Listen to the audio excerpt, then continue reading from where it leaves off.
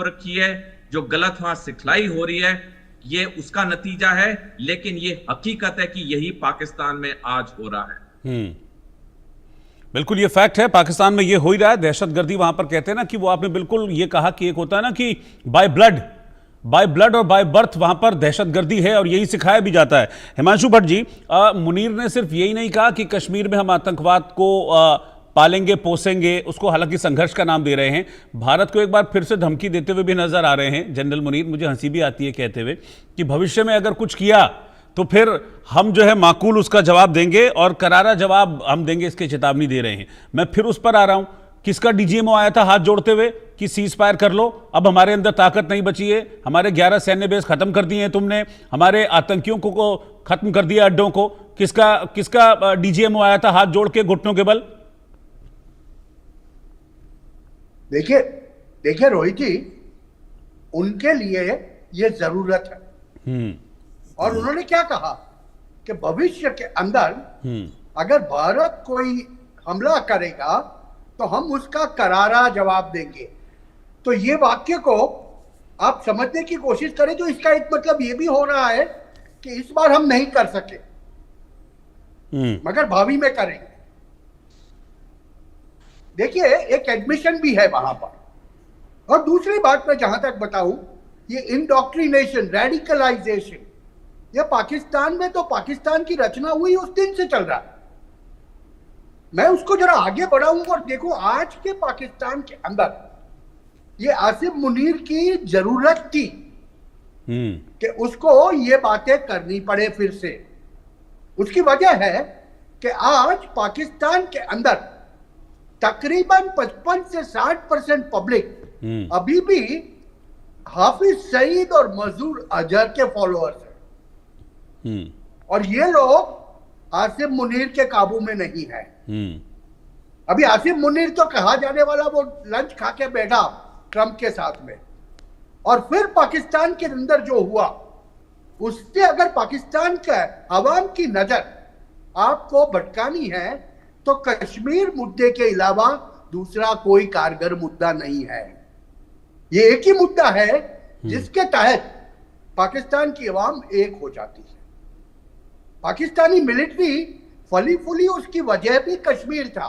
कश्मीर के राग को अलाप अलाप के उन लोगों ने लोगों में एक दहशत फैला दी कि भारत खा जाए।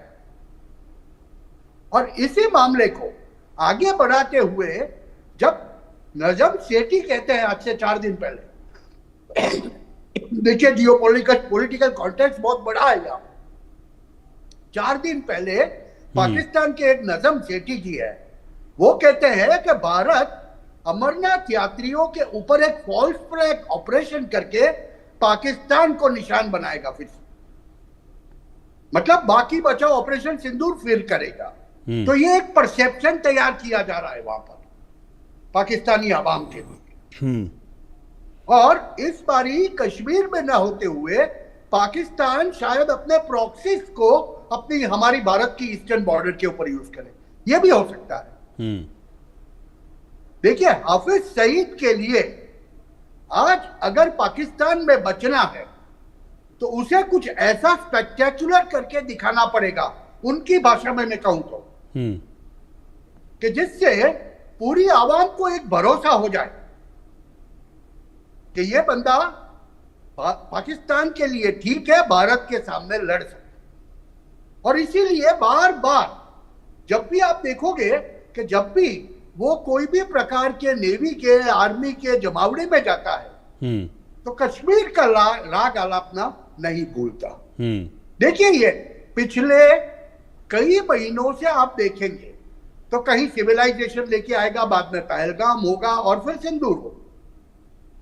अभी कश्मीर का राग आलाप के उन्होंने एक बात साबित कर दी कि जैसे आपने कहा ना कि कुत्ते की दुम टेढ़ी की टेढ़ी, उसको आप कितना भी मारो वो समझने वाला नहीं है। और दूसरी एक महत्व की बात मैं बताता हूं जो जनमानस में चल रहा है, रोहित जी मैं आपको इसके बाद दे दूंगा। मसूद अजहर के कुटुंब के तकरीबन 14 लोग भारतीय बमबारी में मारे गए।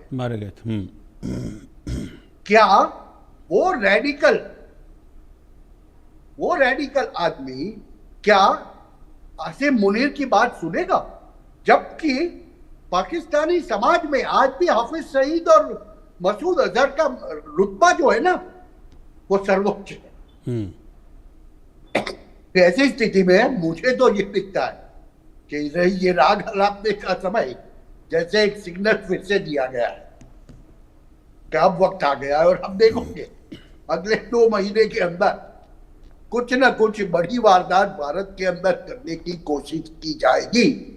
रोहित जी, ठीक है, मैं कर्नल सोढ़ी आपके पास आ रहा हूं। देखिए, अभी 2-3 दिनों का अगर मैं देखूं तो एक तो बिलावल भुट्टो ने कल परसों यही बात पाकिस्तान की असेंबली में कही, जंग की बात वो कर रहे थे कि जंग के लिए हमको तैयार रहना चाहिए।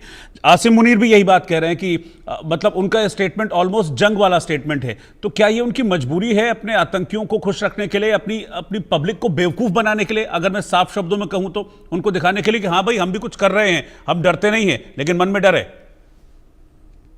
रोहित जी, डेफिनेटली वो तो एक कारण है ही है कि वो अपनी आवाम को एक डर के माहौल में रखना चाहते हैं ताकि अपनी सेना की ताकत और उसकी जो पकड़ है उसे बनाए रखें। लेकिन मजबूरी के साथ जो सबसे बड़ा कारण है ये है पाकिस्तान की प्लानिंग। देखिए रोहित जी, जब हमने 2019 में बालाकोट एयर स्ट्राइक की, उसके बाद अगले 4 साल में 2020 से लेकर 2024 तक 4 साल में पाकिस्तान को चीन से बेशुमार सैनिक हथियार मिले, जिसमें J-10 लड़ाकू विमान है, जिसमें एयर डिफेंस सिस्टम है, और जिसमें PL-11 मिसाइल्स थी पहले, और बाद में PL-15 आई। इस 4 साल में चीन ने पाकिस्तान की सैनिक ताकत को बढ़ाया, और जब हमने अभी ऑपरेशन सिंदूर किया जिसमें हमें पूरी सफलता मिली, विजय भारत की हुई, उसके बाद चीन ने ऐलान किया कि अब वो पाकिस्तान को और आधुनिक हथियार देगा, जिसमें J-35 लड़ाकू विमान है, जिसमें PL-21 मिसाइलें हैं, जिसमें H-21 एयर डिफेंस सिस्टम है। ये चीन ऐसा क्यों कर रहा है? बालाकोट के बाद दिया, अब सिंदूर के बाद दे रहा है, क्योंकि इसके पीछे चीन का बहुत बड़ा मकसद है। रोहित जी देखिए, अमेरिकी हथियार दुनिया के कई जंगों में इस्तेमाल हो रखे हैं, उनके बारे में सबको पता है, लेकिन चीनी हथियार कोई भी जंग में नहीं इस्तेमाल हुआ था सिंदूर से पहले। और जब चीनी हथियार सिंदूर में इस्तेमाल हुए तो चीन को एक रियल कॉम्बैट सिचुएशन मिल गई जहां पे उसके हथियार टेस्ट हो सकते हैं, क्योंकि चीन का पहला सैनिक लक्ष्य है ताइवान, जो 2027 में उस पर हमला करेगा, और अगला जो चीन का सैनिक लक्ष्य है वो है पाकिस्तान के साथ मिलकर भारत पे 2 फ्रंट वॉर, जो 2035 में होनी है। देखिए रोहित जी, जनरल उपेंद्र द्विवेदी जो कि भारतीय थल सेना के अध्यक्ष, उन्होंने 17 मार्च इसी साल को बयान दिया, 2 फ्रंट वॉर भारत के लिए पॉसिबिलिटी नहीं है, रियलिटी है, यानी वास्तविकता है, अनकोट। जो भी टाइमलाइंस पब्लिक डोमेन में 2035 की तरफ लेके जा रही हैं, यानी जो ये पाकिस्तान जो सो कॉल्ड अपना कॉन्फिडेंस दिखा रहा है, वो इसलिए दिखा रहा है क्योंकि चीन उसे बार बार हथियार सप्लाई कर रहा है, क्योंकि चीन को पता है कि भारत सैनिक जवाब देगा कोई आतंकवादी हमले का, उसमें उसके हथियार टेस्ट होंगे। तो बेसिकली ये चीन के हथियारों का ये टेस्टिंग ग्राउंड है, और इसमें पाकिस्तान पूरी तरह चीन के साथ मिला है। मजबूरी तो है ही है, ये बहुत बड़ी एक प्लानिंग भी। अच्छा, एक चीज और है हिमांशु जी, अब जनरल मुनीर जो है वो कश्मीर में आतंकवाद है उसको संघर्ष करार देते हैं, लेकिन अगर हम जब बलूचिस्तान पे चले जाते हैं तो उनको वही चीज़ आतंकवाद नजर आने लग जाती है। तो ये डबल स्टैंडर्ड्स हैं, और यही वजह आप देखिए ना कि वहाँ बलूचिस्तान में क्या हाल हो रहा है। BLA कैसे मतलब खून की प्यासी है पाकिस्तानी फौजियों की, हर रोज कुछ ना कुछ खबर वहाँ से आती है, चाहे वो बलूचिस्तान